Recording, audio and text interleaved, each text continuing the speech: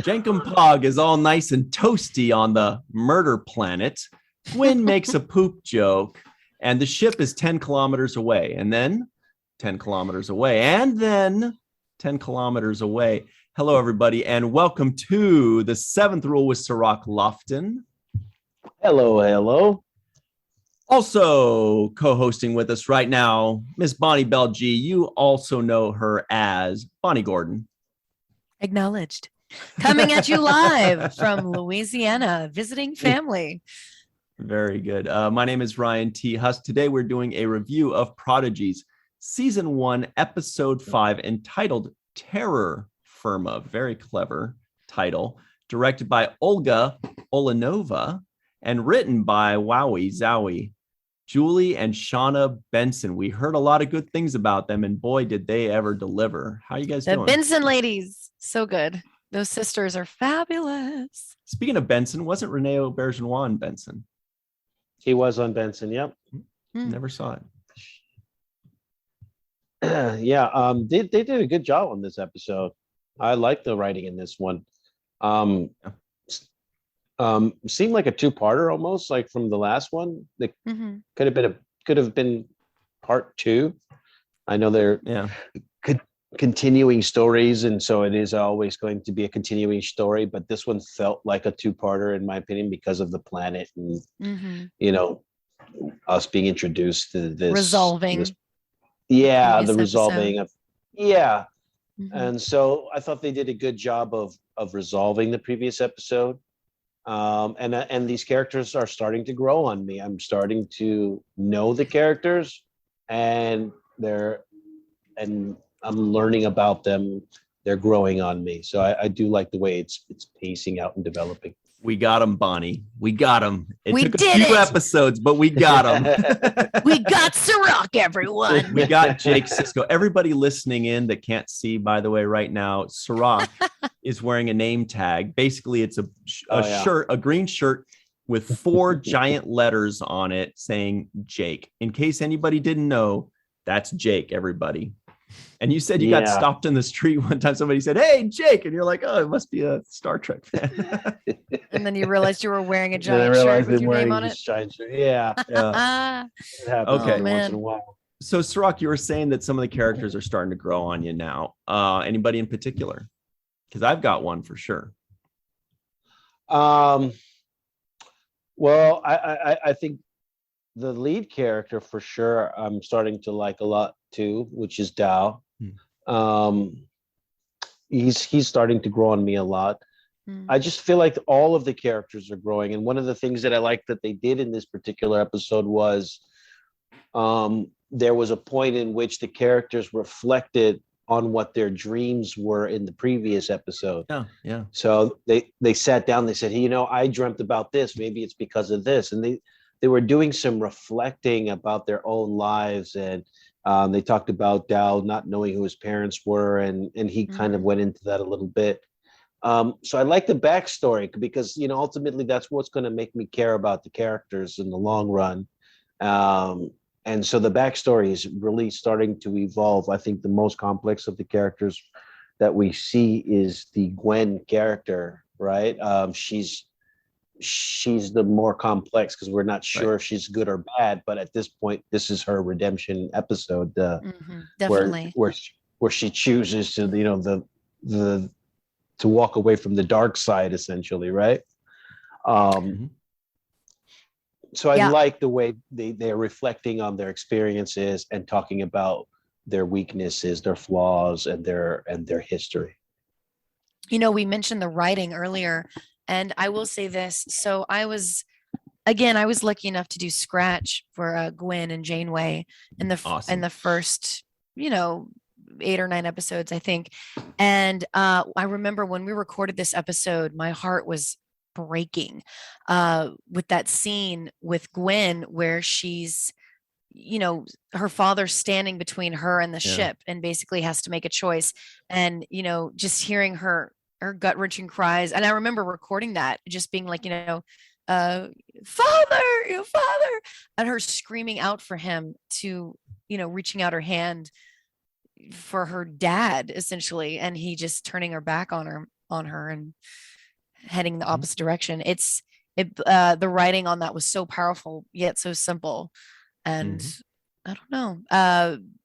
It made me. I knew going in like what was going to happen, so I was so excited for the world to see this episode because I felt like this was the first episode where the characters were actually vulnerable with each other, and like sharing bits about themselves with the other characters, not just something that we see off to the side as a viewer, but they share each other's views. Yeah. Now, speaking of vulnerability, Bonnie, you've inspired me.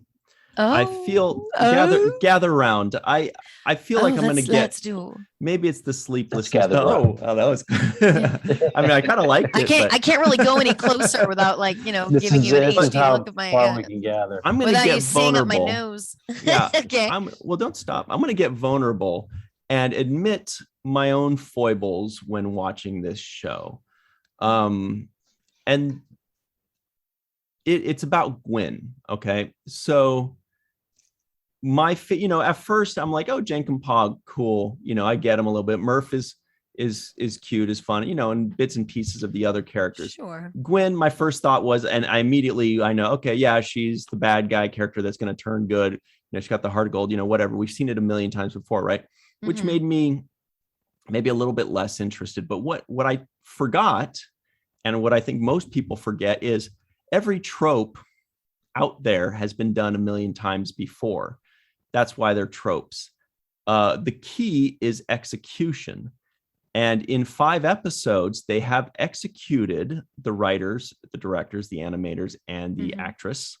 They have executed that character and that trope very, very well. And I found myself in this 5th episode being very happy with how they've developed that character already in just 5 episodes.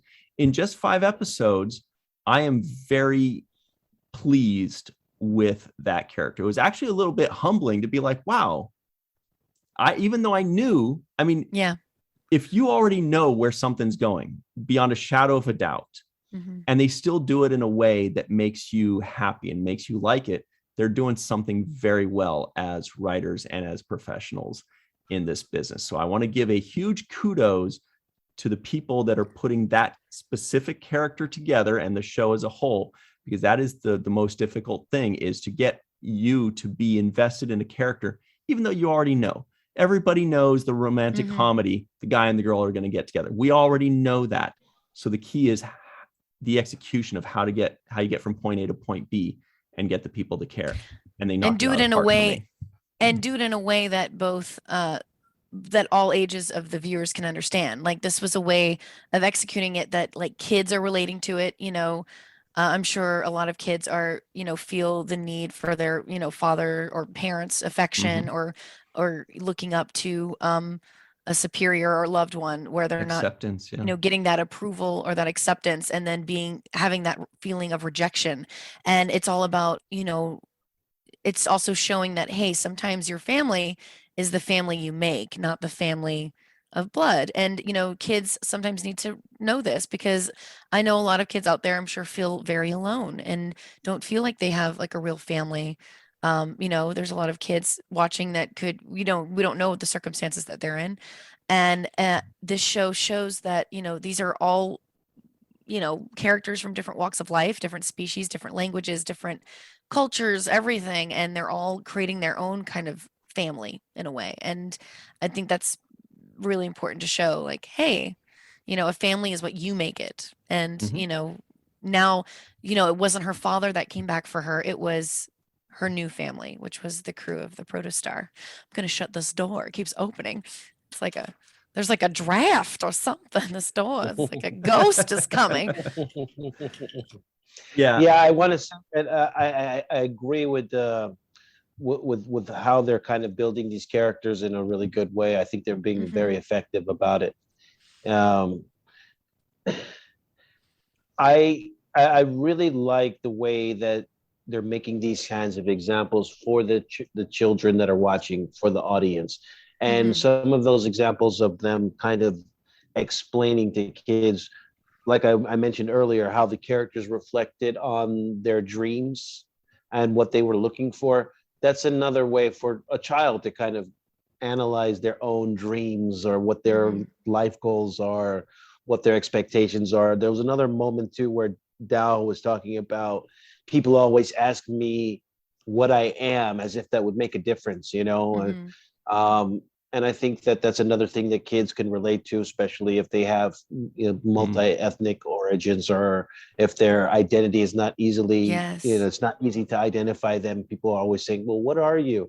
And maybe there are those kids that don't want to be asked that question, right? They just want to be accepted for who they are. They don't want to have to explain, my dad is from Thailand and my mom is from, you know, I'm just me.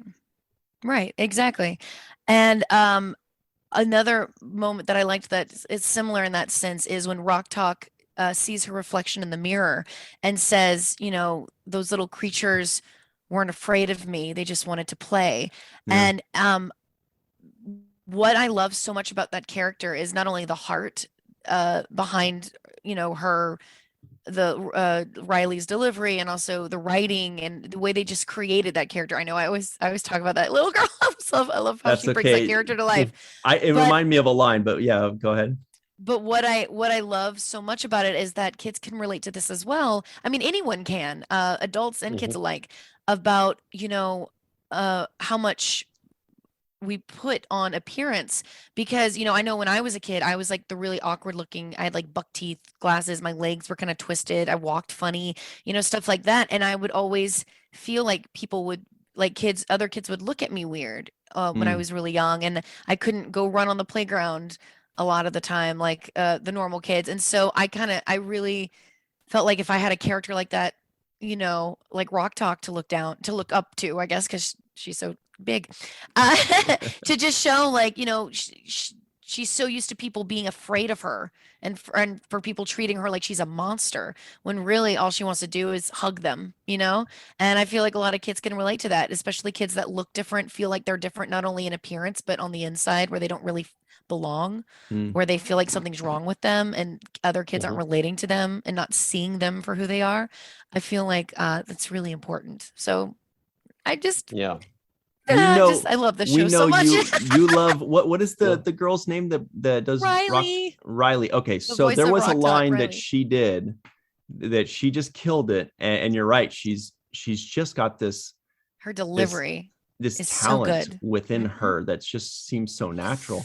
Well, her father's a famous voiceover actor as well, so it runs in the blood, it runs in the family. It's when she said baby stars. It's only 2 lines. Baby star.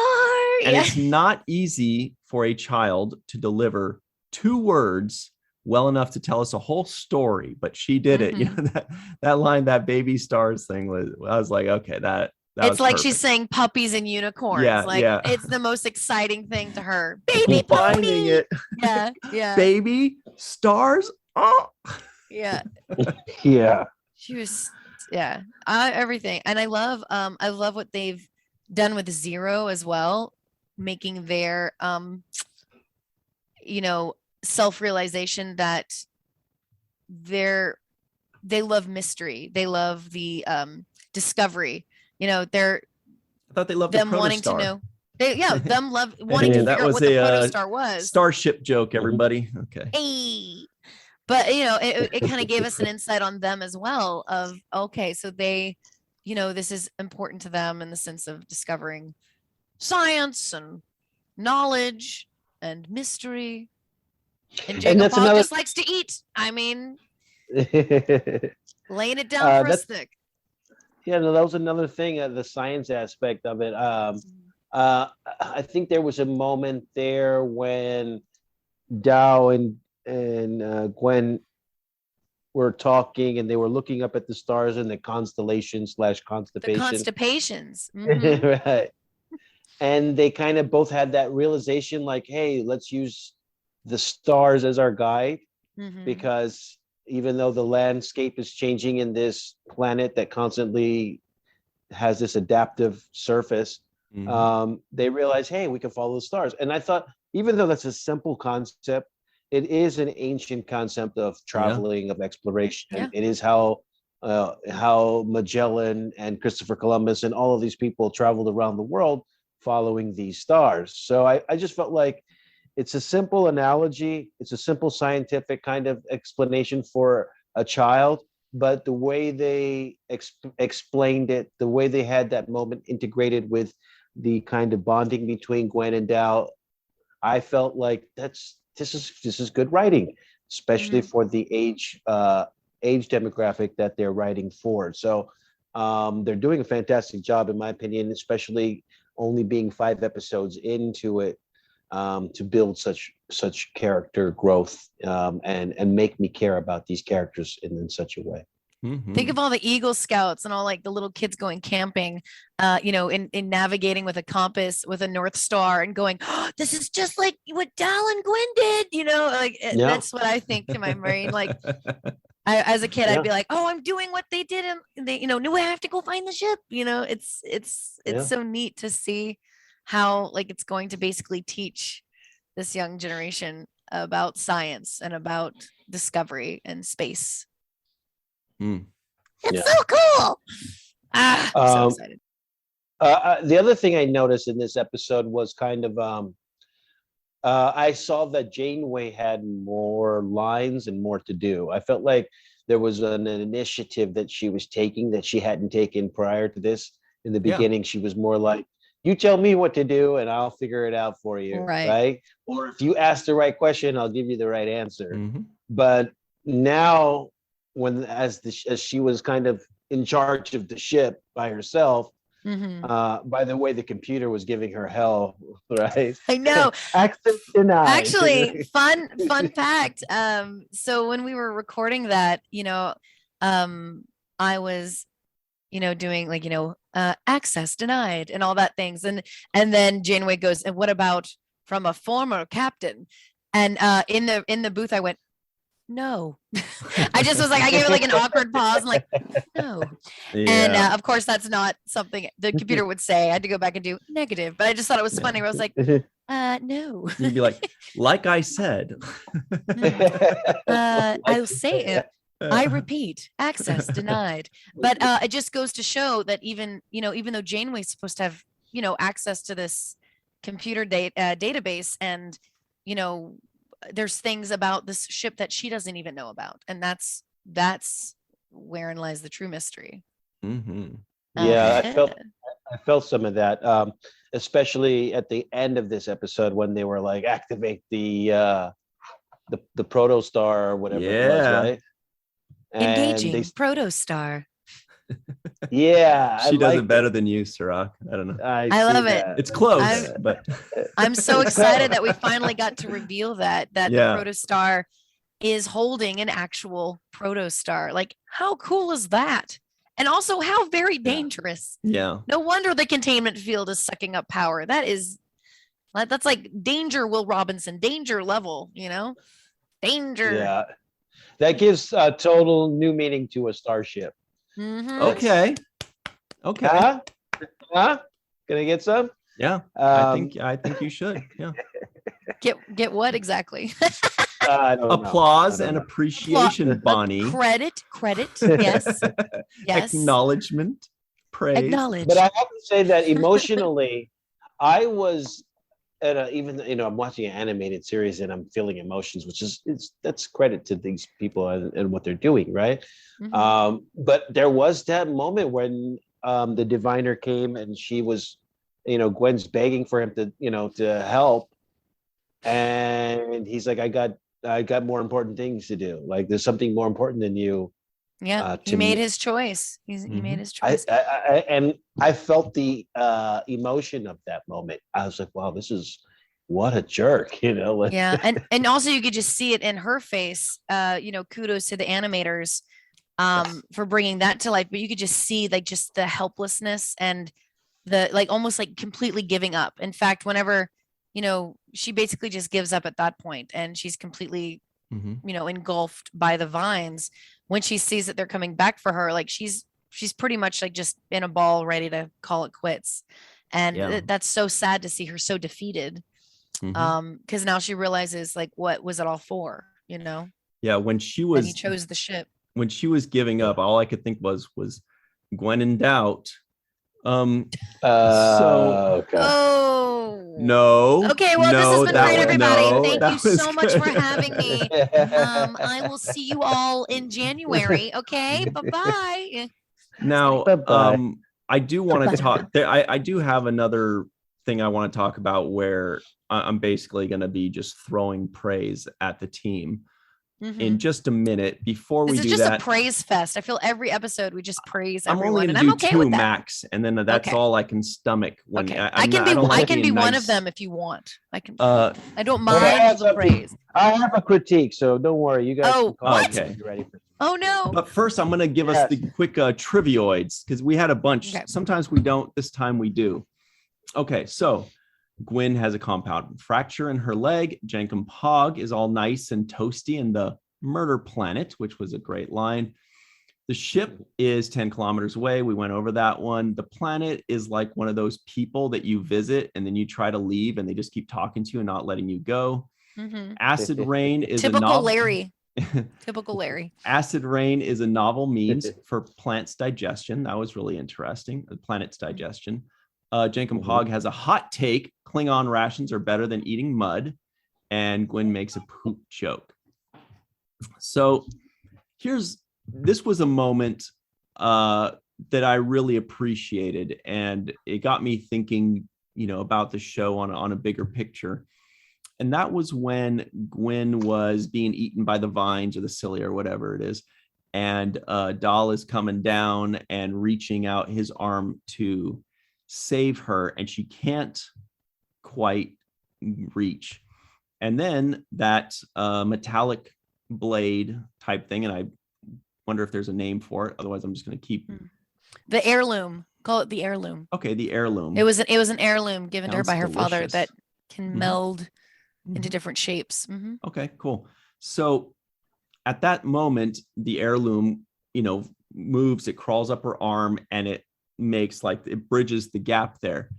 And it really hit me. There's a lot going on there because it's such an abstract idea for the writers because it's not some technology that actually exists. So by nature, by definition, when they're saying, okay, and then the heirloom thing kind of stretches out from her arm to this arm, it's kind of hard to conceptualize because we've never seen it before. It doesn't actually exist in reality.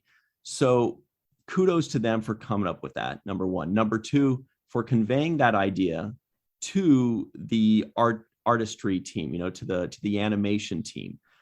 And because it really, really worked for me. Like when I saw that, I actually felt something like, wow, that is a great idea for the character. And it's a great idea for the writers to create that. And I loved the way the writers were able to convey that to the animators so that when the animators showed that to us, we all said, I got it. I see it. I understand it. It wasn't foreign to us, even though this is technology that doesn't exist.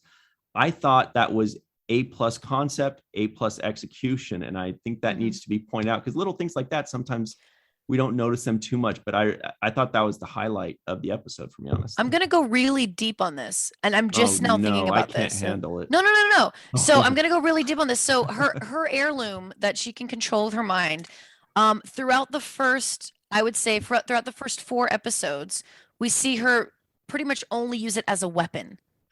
And only use that as a weapon. In this episode, as she becomes more vulnerable and kind of, I guess, more comfortable with herself and with them, she starts to, she gets creative with it. She starts to find other uses for it and like making it a leg brace and, which was very good. Using it as a way to bridge the gap between their hands, to get back to the ship. So, I mean, obviously that probably was not the reasoning behind why they made this and it's very metaphorical. But I'm trying to think like in a way because the heirloom is kind of like a part of Gwen as well and can be controlled by her. All she knew it for was a weapon and like a thing of convenience. And that's how when she it viewed came herself. to combat. Yeah, and I think she always viewed herself as a weapon. And like she was basically just an heirloom to her father, like her father's instrument of being weaponized. You know, if she's being taught all of these languages so she can translate and do all of these negotiations for these orphans and prisoners. And you know, she's obviously taught to fight. Like she's very not materialistic, very military in her the way she presents herself and the way she fights. So obviously she's been raised almost like a weapon, and that's how she used her heirloom. And now as she's coming into kind of seeing herself more than that, so is the heirloom. That's probably just, I'm just probably I don't think so. I think too deep you're about right. it, but I think that's deliberate. It's neat to think. I think that's deliberate, because that is a very good observation, I think, and it does show the change in her character, the personality of her character, that she viewed herself as a weapon. Now she's finally kind of beginning to make friends, and what does it do when the friend tries to save her? She uses it to bridge that gap and connect it. I can't imagine that's an accident. I think that's a very good point, honestly. Yeah, and another just really quick addition to what you guys are highlighting is when she found herself standing in front of her friends. Gwen was trying to protect them, and she had the gun pointed at her, or the phaser pointed at her. She that phaser actually aimed at that leg brace. Yeah. At this thing, right? So it was like, let's take your strength away from you. Yes. And disable you. So like, again, they used it as a way writing tool to, you know, disable her. So I thought that was another good use of it. I did like the fact that she told Rock Talk, you know, I don't need your help, and made that brace for herself, because she is kind of the I don't need your help, I can do it on my own type of person. Yeah, I think she's the kind of person who's never been able to rely on anyone else either. You know, she's always had to be independent. You know, the way it seems like the way she was raised, very strict, to where, you know, he gave her zero affection, zero, support and affirmation, and, you know, to where all she's ever wanted to do is make him proud and be strong. And so she's had to just do it on her own. Yeah, it's kind of sad, actually. and I also wanted to say that, how good did it look, her sitting in that captain's chair at the last scene of that? Right? I kind of like that. I don't know, like Dal might have to scoot over. I don't know what's gonna happen. I think they've been leaning that direction, that at some point Dal's gonna have to see where the wind is blowing and be like, I think you'd be a better captain, so that they don't just all mutiny against him and make her captain against his will. Well, with her sitting in the captain's chair, it's almost, you know, with Dal bringing her around and putting her in it, I don't think they're just like, oh, look, she's the captain now type of thing. I think it also just showed how much he cared about her, and like, you know, how it's always about me. He's very selfish. I'm the captain. This is my chair. But in that moment, seeing her in pain, he immediately just put her in the most comfortable seat on the bridge. You know, that's how I see it. I'm like, he's finally, you know, he went back for her. They're obviously showing a lot of touching moments and affection between the two of them. And you got that when they were talking alone.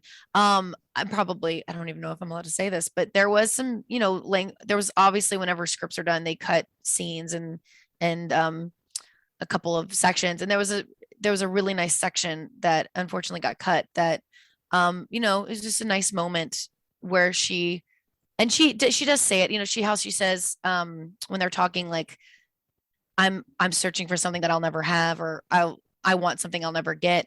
And she's ultimately talking about her father's love and approval. You know, it's obvious that's what she's talking about. And, you know, it's just really heartbreaking to see her go into that, but they showed it so well in the later scenes. They didn't need dialogue to explain it. They just showed it so well anyway. Right. Well, we got the moments between them. It didn't quite hit that, but you know, we got the emotional truth of the characters in this episode. We get, and that's what's most important. Exactly. Yeah. Well, Cirroc, this is it. We've buttered them up enough.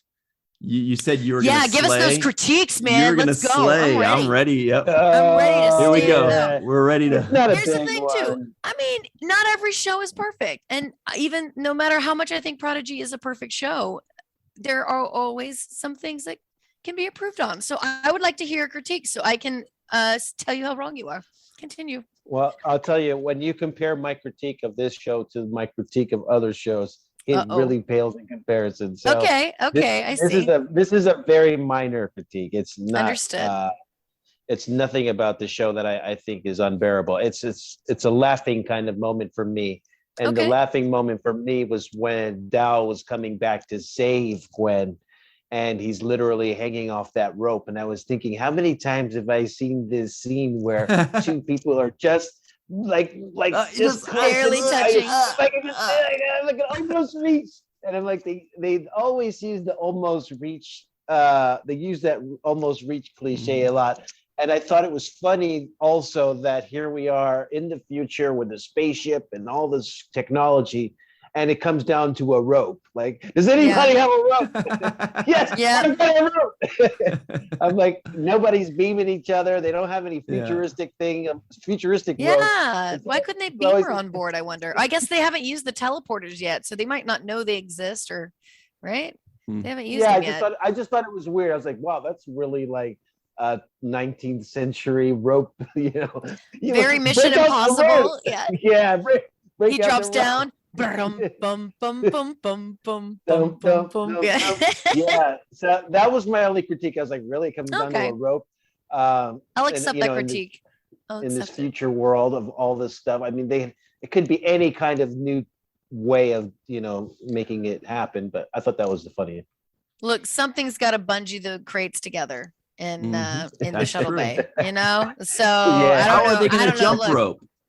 How So can we talk about the Klingons for just a moment? Because by the way, everybody, there's a Klingon ship that they found, and everybody knows Klingons are not in the Delta Quadrant. So there's something amiss there. And Bonnie's like, well, I'm not going to say anything. But here's the thing, though. You can say the same thing about, when it comes to Voyager being there, there's wormholes, there's this, there's that. There's also the Tellurite sleeper ship that apparently, it's hinted that Jacob was on. So we don't know the circumstances. We don't know who knows how it got so there's there. There's a story there, and there's something interesting there. And beyond that, what they were eating, by the way, was gach. I don't know if you guys noticed, but that was gach that they were reaching into. And also that mek'leth, the Klingon blade, I was very impressed with how they made it actually look shiny and sharp and like real steel. And I'm like, how did they basically draw something that looks shiny and sharp? So that was really good and really interesting for me. I keep getting blown away by the animation here. And here's what's so crazy is, Gwen is trained as a translator and trained as a person of languages and cultures for her dad to translate. It's obvious that she knows all about Klingons because she knew about the weapon. She knew the language. She knew everything. It's obvious that she knows how to speak Tellurite. She knows how to speak, because here's the thing, she knew how to speak to all the prisoners. She's the only one who really communicates with any of them. That's how she was the only one able to communicate with Dal, because she knew his language until the universal translator came into play and they could all understand each other. So I just think it's so interesting that it, like, all the races, like, she knows nothing of Starfleet, yet she knows all of these different cultures and languages. So that's always interesting to me. I'm sure they'll touch on it, but yeah, and it seems she had the intuitive way to activate the proton the protostar engine, because it felt like she was grabbing the controls and knew how to activate it somehow, right? Like me, like, how do you turn this thing on? Well, she did say, when she first escaped in the previous episode, how when she immediately knew how to do everything and also like reprogrammed Janeway, like with a press of a button, she's been learning all of these things, like when it comes to languages and ship mechanics and linguistics and just or she's learning all of these different things, and she's realizing her father was preparing her for this ship. So it's stuff that she's very familiar with, even though she has no idea how. Like, it's just things that she's learned. It's almost like a kid learning, a basic skill as a child. They think it's a game, and then later on they realize, oh, I was learning how to do taxes and I had no idea. What fun. And that's how we get accountants, everyone. This is how accountants are born, is children learn taxes as a game as a child. And they're very fun. Boy, oh boy. No, that reminded me, when you said that, it reminded me of Karate Kid, wax on, wax off, right? It's like, I'm teaching you this. You don't know what you're going to use it for, but eventually I'm going to, I'm going to call on you for that moment. But wax on. So yes, exactly. But yeah, I do like the evolution of the characters. Once again, they're taking the approach of character building, and not so much making it about just all action, which I really appreciate the approach. I do believe that Star Trek, one of the big signatures for its legacy is very good character development. And that's, as long as you take care of the characters and make me care about them, then I can go along with the ride and go on the adventure. But if it's just an adventure and I don't care, it doesn't matter if they live or die, because I don't have if you're not invested in them. They're giving us little spurts of action, which is great. Little 15 seconds, 20 seconds, 30 seconds, and then back to story, which is great. And I do want to point out very quickly, we've just got a few minutes left. Don Crandall, our good buddy, had a lot of things to say about this episode. The first one being D. Bradley Baker. Okay. Murph. I did not know this. People have said his name a bunch of times. I did not realize he does the voice of all of the clones in the Clone Wars and the Bad Batch cartoons, the Star Wars cartoons. That's amazing. I had no idea that it was that guy.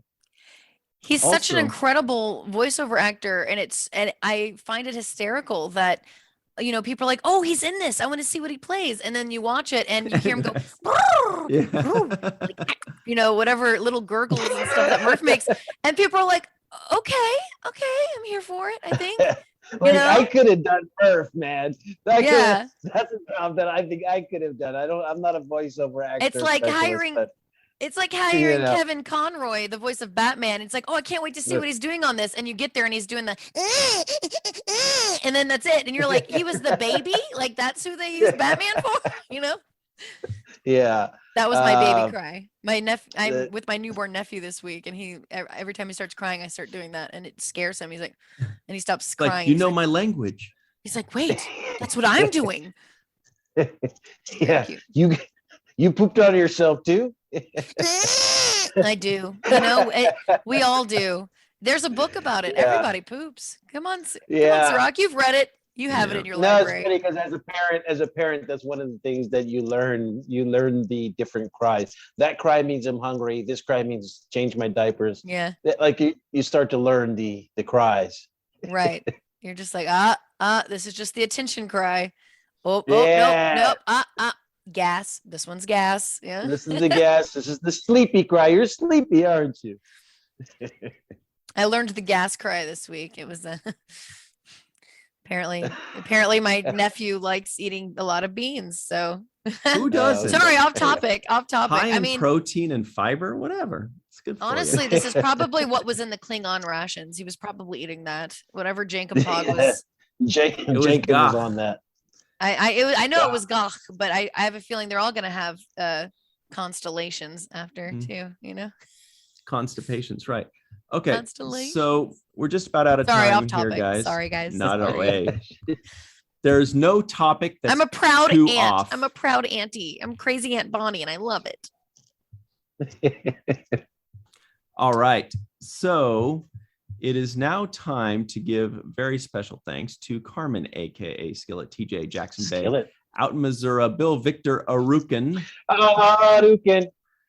Yvette Blackmon, Homer Frizzell, Eve England out in Wales, Dr. Marie Segal, Titus Mohler, Tim Baum, the biggest soccer/football fan practically in the States, Dr. Susan B. Gruner, John Mann, Darlena Marie, and Rex Darlena. A. Wood. Also, a very special thanks to Bonnie. Wow, thanks so much for doing this with us. Thank you. We got to wait till much. January. We didn't know that there was going to be all these staggered. Honestly, we didn't know but- either until they announced it, and I was like, okay, that's a choice. So trust me, if it was up to me, I mean, it's never going to be up to me, but I'm dying to see more, so I can't wait. So I would just wanted them all at once, just so I could just watch them all. But patience is a virtue, and good things come to those who wait, and all those other fortune cookies phrases that I know I can say. And I can't wait. Hopefully, y'all will have me back next year when it starts up again.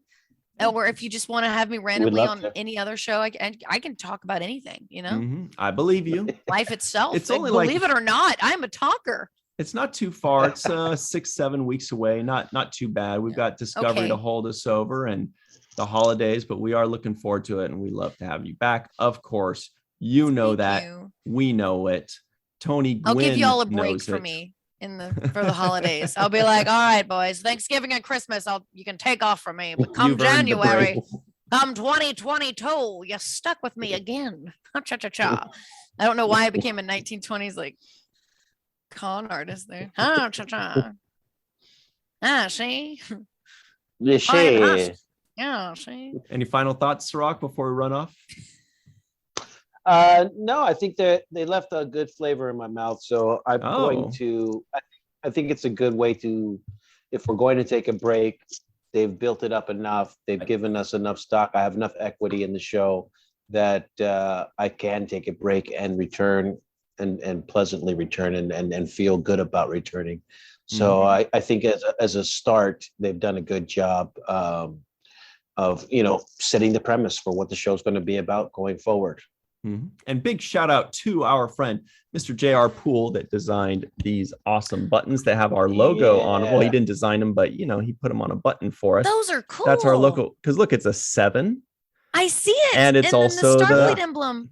Yeah, pretty awesome. That is very clever. He got a few of our things and made buttons out of them and mailed it to us and stuff like that. So shout out to J.R. Poole.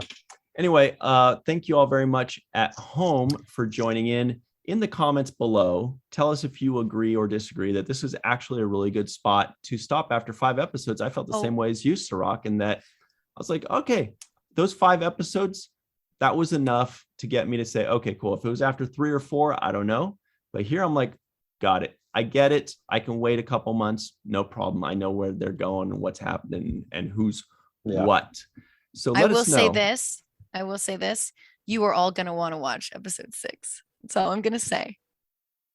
Yeah, little teaser. I'm so excited. I'm not, there's no spoilers in that sentence. There is nothing, I'm giving nothing away except for the fact that I'm very excited for everyone to see episode 6. All right. Because you did give away that the next episode is the 6th episode. You just I'm very excited. Hang on. I'm very excited for We'll edit 6. that part out. Okay. Fix it in post. Yeah, no, but we are already looking forward to it, and it should be great. Really cool. Bonnie, thanks so much for joining us. Everybody at home, much, you guys. Leave us comments below. Tell us about Bonnie. Tell us about Gwen. Tell us, it's been 5 episodes now, who is your favorite character and the ship. Why? The ship's computer, yes. The ship computer. I mean, come on. What flavor she has. All right, everybody. On that note, we'll see you next time. For immediate departure. Yeah. And until then, that's what he likes. Always remember the 7th rule. The 7th rule.